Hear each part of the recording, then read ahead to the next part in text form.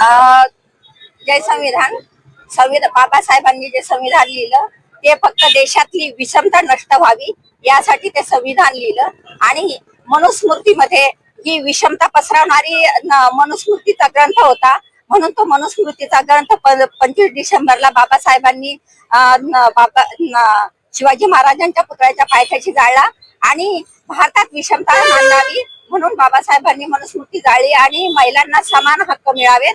एक हक्क राजा असो रंक, एक मतदानाचा हक्क जाहीर केला आणि समानता आणण्याचा प्रयत्न केलेला आहे.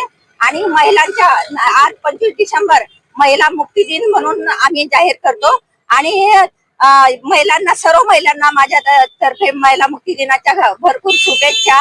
जय संविधान. मला संविधान हवे, मनुस्मृती नको, हे प्रत्येकाचं ध्येय असलं पाहिजे.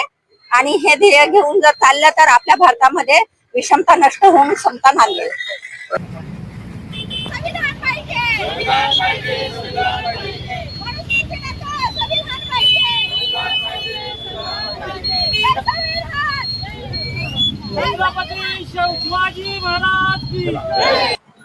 सर्वप्रथम आज 25 डिसेंबरच्या महिला मुक्ती दिनाच्या मी सर्व आदरणीय महिला भगिनींना शुभेच्छा देतो.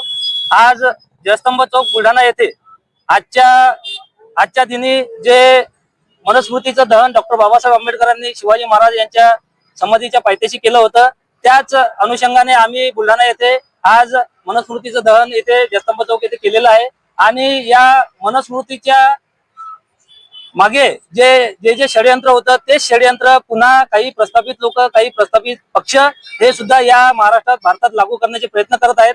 त्याच अनुषंगाने या महाराष्ट्रात, भारतात आम्ही बुलढाणा जिल्ह्यात आम्ही कोणत्याही मनोवाद्यांचे, कोणत्याही प्रस्थापित लोकांचे आम्ही षडयंत्र हे साध्य होऊ देऊ नये याकरता आम्ही सर्व आंबेडकरवादी, बहुजनवादी या बुलढाणा येथे जयस्तंभ चौक येथे जमा झालेलो होतो.